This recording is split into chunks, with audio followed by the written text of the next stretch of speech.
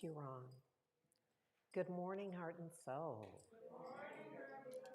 I am balancing these new lenses and new eyes and all the things, so just bear with me as I do this. This is just simply another aspect of an adventure in faith. And you know, for our theme, we have for 2023 announced that we are trusting divine guidance. And so I just acknowledge that that's more than a notion. Not that y'all hadn't already realized it. Oh, my heart is happy. Um, this idea, this notion of trusting divine guidance. How do we do that? Here's my sense. My sense is that to a person, we have experience in this, that there is at least a moment where we have trusted divine guidance. Now, having said that, I'm not pretending that we are living our lives trusting divine guidance. And when I say living our lives, I mean in every millisecond, in every moment, that is just, you know, when you think divine guidance, when somebody thinks divine guidance, they think about your life. Oh, now you get what I'm talking about. Oh, now you understand. So, but my sense is that I think we can get closer to that as an outcome. I think that this year, I'm amazed that this is just the fourth month, because I know I've lived 13 months already in this year. It cannot just not have yet completed 4 months. Because for me, there's been so much living and changing and praying and swearing and just all of the things. It feels like it's been so compacted that it has to have been millennia just so far in 2023. And that may not be true for you, but it is certainly true for me. That's the point from which I'm speaking. And if you want an example of trusting divine guidance, you see it on Sundays when I speak. I've told you before that sometimes it's very scary for me because I realize there's an energetic that feels like, how do I don't know, I don't have the language yet, because it's not a thing that I am experiencing intellectually, which is where language lies. It's a feeling tone, and the feeling is similar to, have you ever been in a crowd where somebody's kind of pushing you? And you're like, oh, but sometimes you can't tell where the push is coming from. It kind of feels like that. It feels like there's an energetic presence that is moving me. Now, let me just say that I have already for decades been doing the prayer work and asking for this. Now, let me be clear. For many of those decades, I was fighting it. I was asking for it, and then I'd feel it and be like, no, not now. Not out here in front of the people. No, I meant like in the meditation. I mean like in my journaling, but not like, oh, Mike. And then I had this experience long, long ago where I was speaking, and I would always have my notes, because my process used to be that I would literally take notes in my meditation, and Spirit would just give me whatever the message was. And so I'd have that, and I was like, okay, we got a deal. This is what we're going to do. And somehow I'd be moved. There was a point in my evolution as a speaker where I would be moved to move away from the notes. And so I'd find myself over here just, working it out, just that part. And then when I finished expressing that particular aspect of the message, I wanted to get back to the notes. And what I experienced was that it was like my feet wouldn't really work. You, you know, so I'd go, okay, so that's that. Let me get to my notes. But I'd be kind of like this, and so for me, in speaking, I often will have my own thoughts, but my speech is divine guidance. So it's divine guidance is like vibrating the vocal cords, but my mind is saying, I think you need to stop talking about that because you don't know where that's going. And I kind of want to know where the talk is going so I can get there first. But this experience of trusting divine guidance doesn't include me having advance notice and a map so that I can get there first. And often that is very difficult for me. Very difficult for me because part of my claim to fame is that I know stuff. So I don't want to be on mic not knowing stuff. You know, like all the cogent stuff about where this is going. And I just want to add, now that we're live streaming and there's video, that really, I just have to say, my ego is upset about this and has been for a while. So but you see, I come anyhow. So part of my affirmation is that my ego does not get to run my life. But it just wanted you to know that part. So look,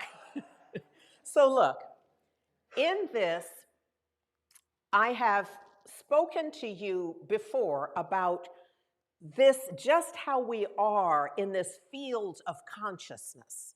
And I have used a few different kind of examples and languaging around it. And I've been working on a variation on the model that we have used in the past. So I want you to see this. I shared it last week a bit, but since then I've been working on it.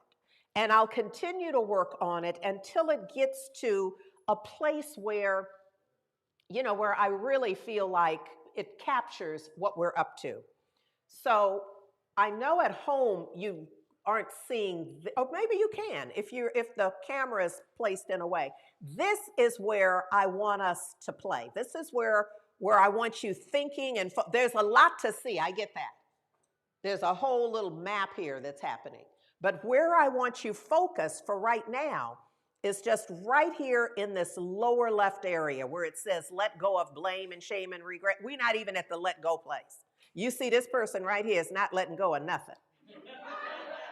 And so this is us. This is where we are in this place of, and my sense, well, let me not talk about you. I have been there. This year has been filled with me in that attitude, in that place, in that sense, in that reaction, that place where I have felt as if things were happening to me, where I was literally, now I could not have owned it in the moment, but I was literally nurturing a victim consciousness.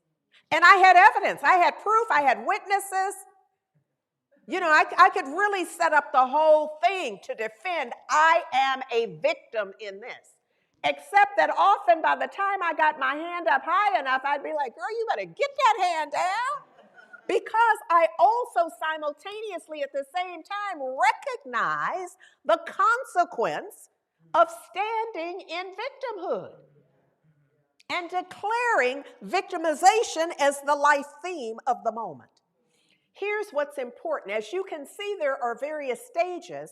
Sometimes early on in this, I realized that we could look at this map and decide, oh, I've been there already and done that. And we feel as if that's like an inoculation. You know, like I've been the victim. I was the victim in 1996. And so I'm done. Thank you. My tribe has just announced not so by any means at all. That what happens here is that we allow race consciousness to permeate our sensibility. We're at the effect of this. We're mad about whoever's in the IRS. Really? Our lives are just complicated by these ideas about what's happening to us. And in truth, and there's a part of me that wishes that I could just grab hold to it, the truth, and just hold it. I do. That's the part of me that is still aligned with the victimization, because I want something to protect me from that, like a guarantee. When in truth, it's a slippery slope. It has everything to do with what am I telling myself? What am I telling myself about my circumstance? What am I telling myself just happened? Now, there was an event. There was an incident. There was a situation, a circumstance. There was a person. They really said something or they didn't say something. Or you thought they said something or you thought they didn't say something. Because, we're complex in that. We can go off because you said it. We can go off because you didn't say it. And we can go off because you said it, but we didn't hear it, so we thought you didn't say it. And so we're right in that place with the ball and chain of our own thinking. So that's the most essential part of that, is to get a sense of when we are there in this ball and chain. And the ball and chain to me is our story, our thinking, what we're telling ourselves. That's the thing that's holding us there. Does this make sense? Now, if somebody else were here teaching this module, they would have a different way of speaking to it and maybe some entirely different ideas. They ain't here. So right now, we're just left with whatever my evolution is. We just left with what I'm getting in a moment. And this is why this visual continues to evolve. So what our question is what my question is so how do I get from that? Because we don't have to spend it. There's not a person, I don't think, who isn't aware of what this is. Do I need to go on or elucidate any more about what this ball and chain is and what it feels like to be here and all that? So we know we get here by our own getting here. We did whatever it was that was required of us. We thought whatever we had to think. We engaged in whatever way we had to engage so that we could arrive at this spot. It has nothing to do with anything other than what we have done with whatever we think has happened or hasn't happened or will happen or we think will happen. You understand, it's all an inside job. Is that part clear? Y'all at home, put something in the chat so they can let me know. Because if we need to hang out here a little longer, then we hang out here a little longer, because it's essential that we get it. That we're either here right now in this quadrant with a little ball and chain, and we probably are to some extent. Or we've certainly been here, but what's important is that we understand, how did we get there? Because if you don't understand how to get there, you cannot have dominion around how not to be here, how not to appear there regularly. Like a performance artist. I am now appearing as the victim in my life. And I'll be here Monday through Friday, and then there's going to be 2 shows on Saturday and Sunday. Yes? There's a way of understanding what this is, and it's a lot less personal than many of us have been led to believe. Yeah? Okay. So the idea here is, being aware of this, watch this, being aware of this, what I did was in reading, our daily read is from Guidance for a Spiritual Journey by Dr. Daniel L. Morgan, who is just bad in a good way. And so on the 21st, day before yesterday, when I read the daily read, and I'm going to do my best to just excerpt it because it's so good, and because I was already working on this, You know how things strike you a certain way, that if you're working on something else, this might not be the piece. But it struck me that he's saying here that there are those times when we need all the resources we can find. Yeah. And my sense is when you're in that sense of being a victim, when stuff isn't working out and you feel like it's about something's being done to you or you aren't getting your fair share, all of the stuff that keeps us there, we need all the resources we can find. We don't need to change people or try to escape.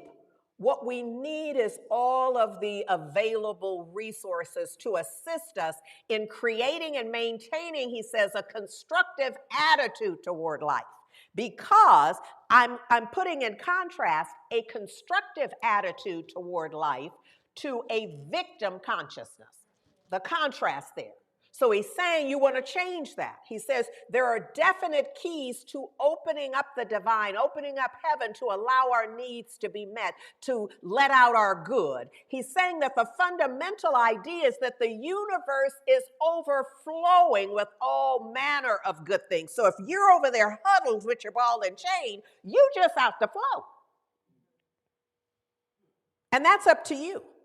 You can stay out the flow, and sometimes, let's just be real, sometimes you just need to be there for a moment. You're just like, no, hush, I need you to hush because I'm getting ready to cry, and then I'm going to roll over, and I'm going to have a little pity party, and I'm going to have, a charcuterie tray, and I'm going to have a for real pity party. And then when it's done, I'm going to get my behind up and live like I know to live. So I ain't mad at you if you need to just have a little process, but let's be clear at a point of awareness. What is the process? And when is it over? Okay? So he's saying that all of this good is everywhere. And there's enough to supply every wish of every heart with abundance, the abundance of all things good. He says the secret of secrets is to let the best within us have full right away. Well, you can't do that if you need a little pity party. If you need a pity party, don't fight it. Don't drag that out for 6 months, needing a pity party, but not feeling like you can consciously allow yourself. Go ahead, have the little 5-minute, have the all-day pity party. But it'll be over, and that same 6-month period, it'll just be minus 1 day.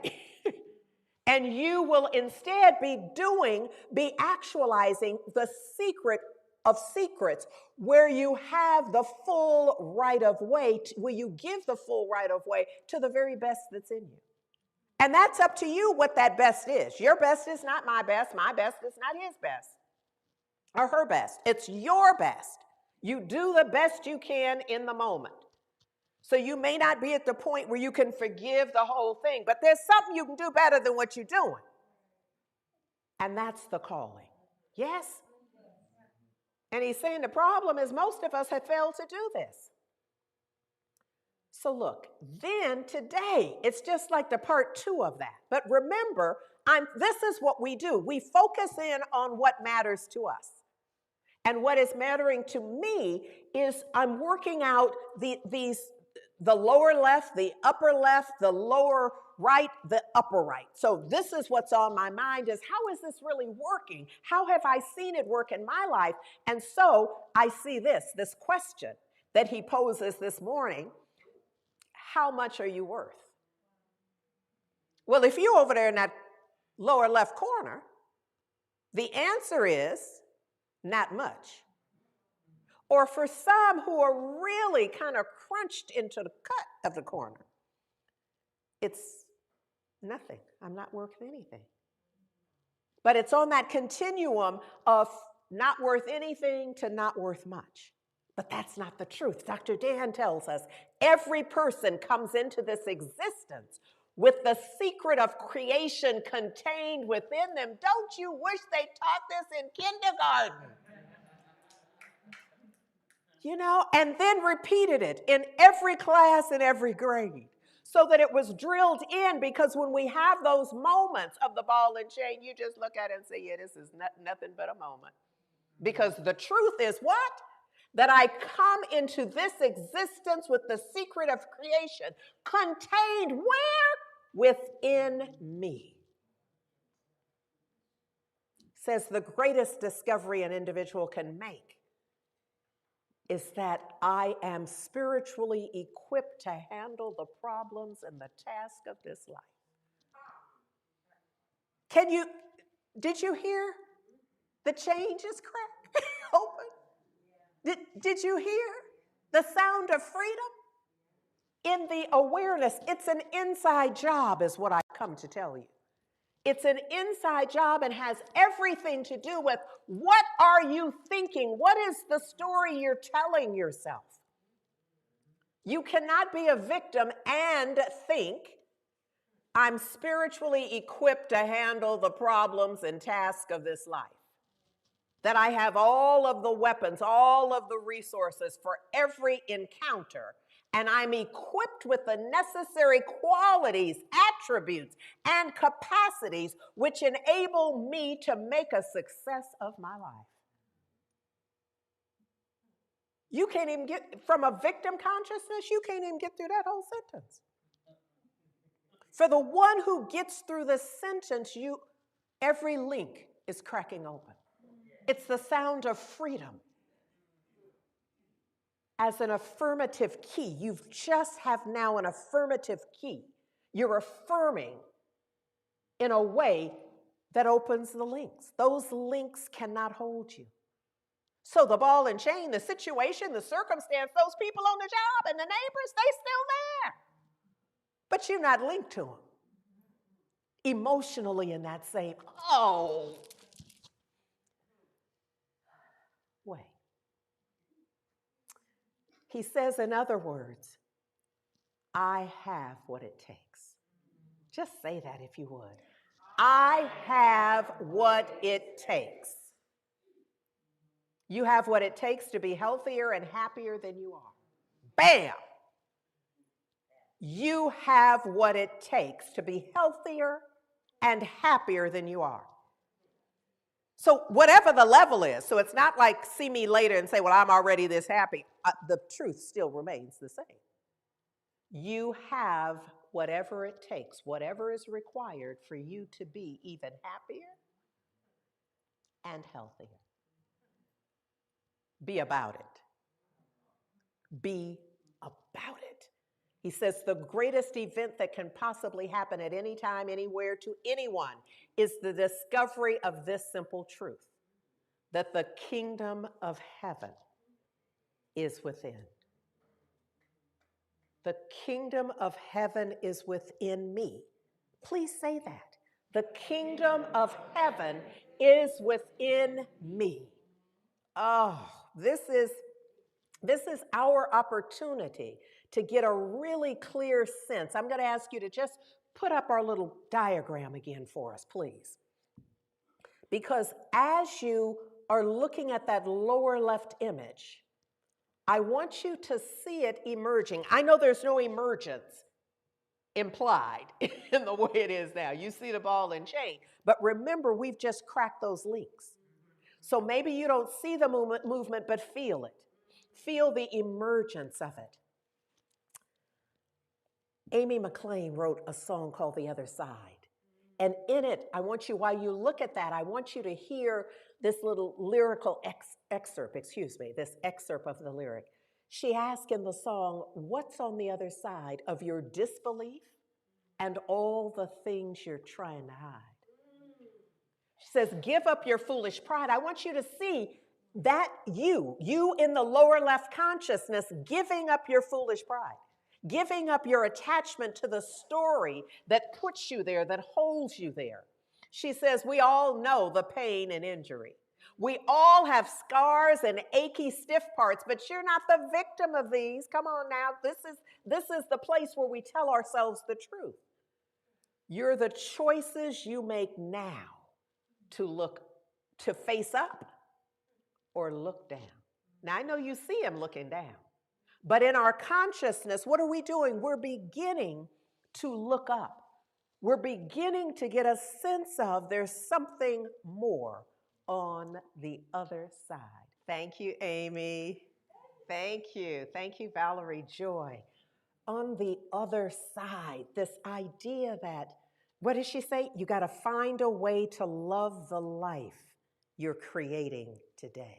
Not the one that you already created, that you've already kind of synthesized the gook and the stuff in it, and that becomes your story of ain't it awful?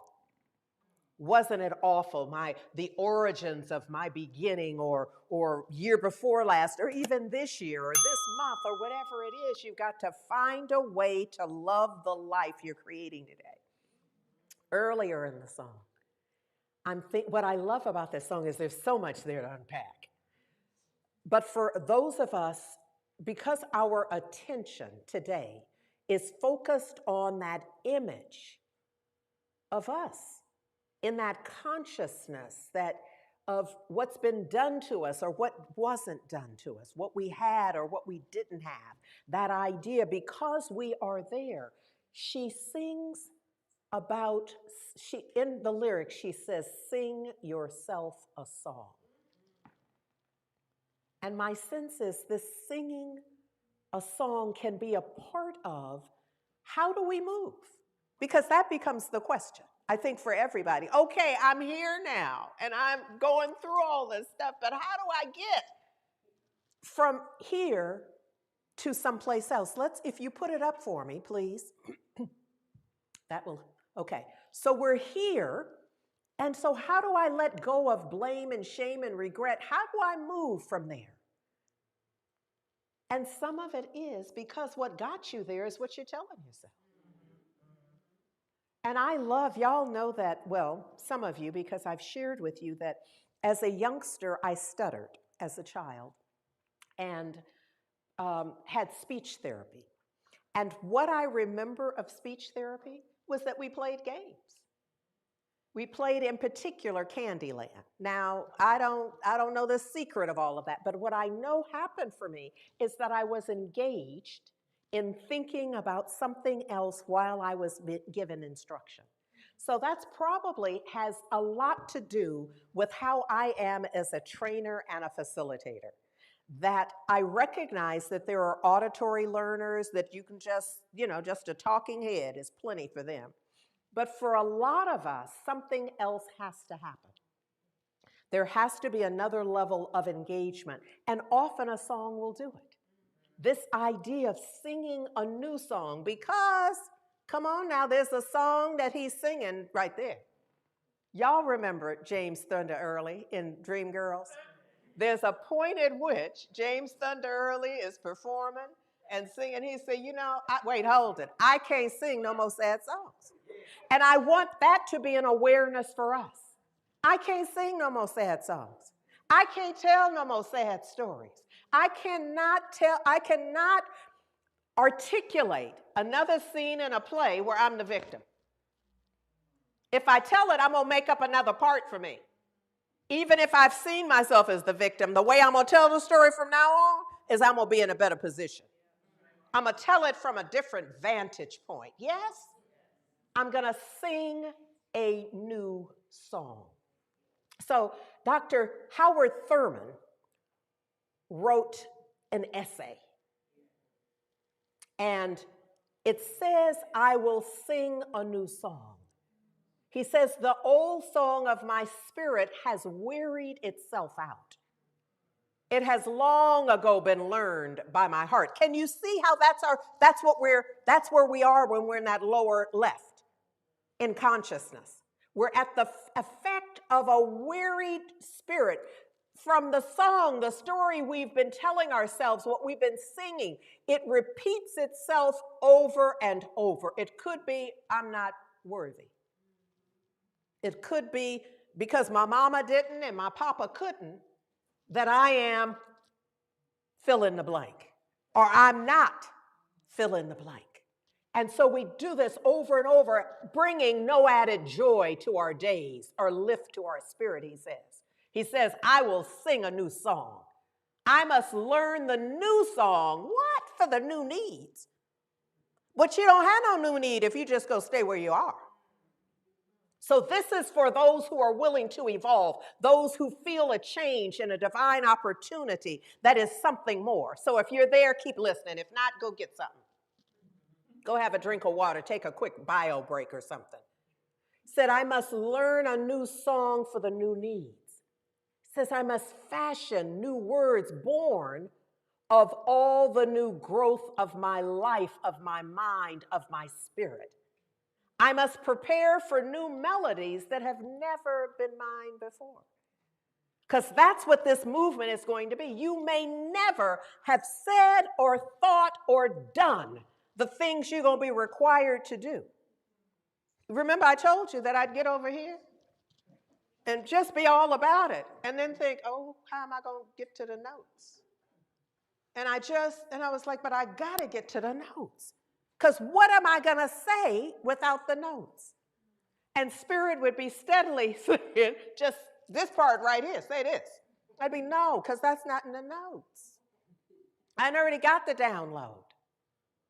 And I'm sure I'm not the only one, not just as a speaker, but in the living. It's not like this was the only place I was doing that. In my life, it was, okay, I get it. I am attuned to divine spirit and divine guidance, but on my terms.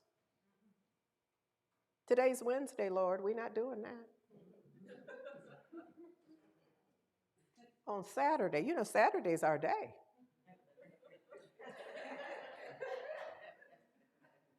And it sounds ridiculous, but we have a game that we play. And it doesn't feel ridiculous when you play in the game. And it's in these moments that we begin to see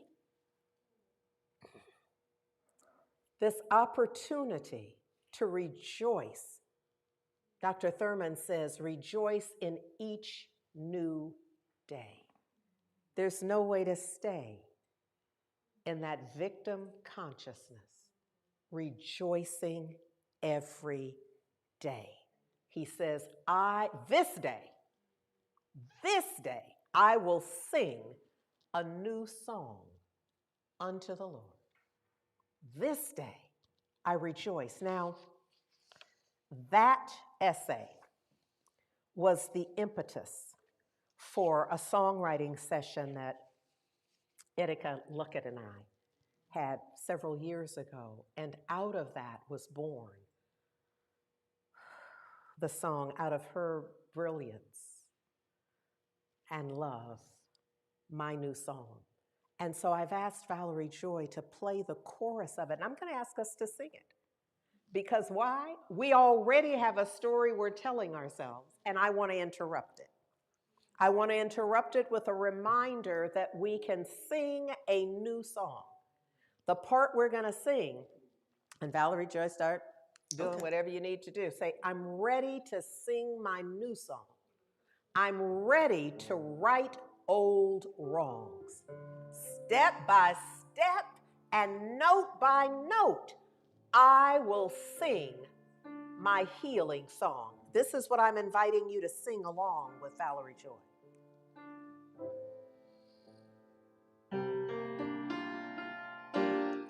Ready? I am ready to sing out loud my new song. I am ready to right old wrongs. Step by step and note by note, I will sing my healing song. I am ready to sing my new song. I am ready to sing my new song, my new song. Come on, y'all. Sing my new song, my new song. So just hold that thought right there. Hold that, this idea of being ready to sing a new song.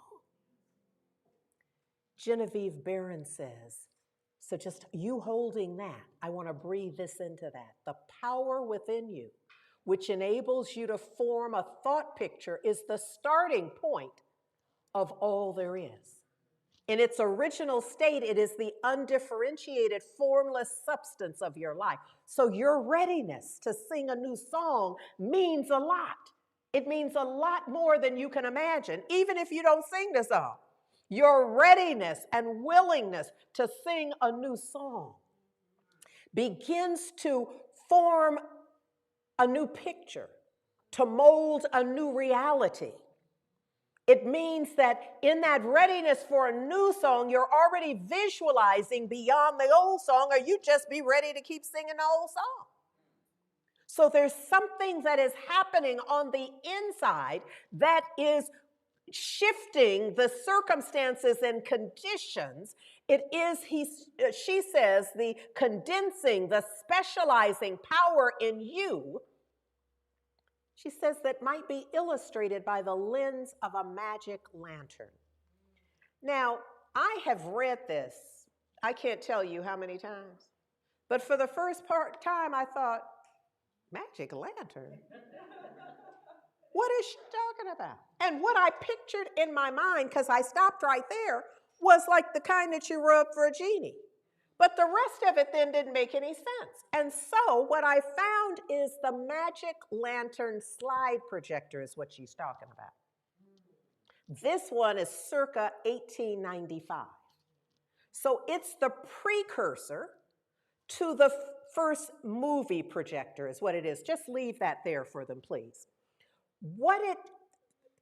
It's a portable optical device, and you can see that there's a section there where a slide would be put in, upside down, that would then project the image.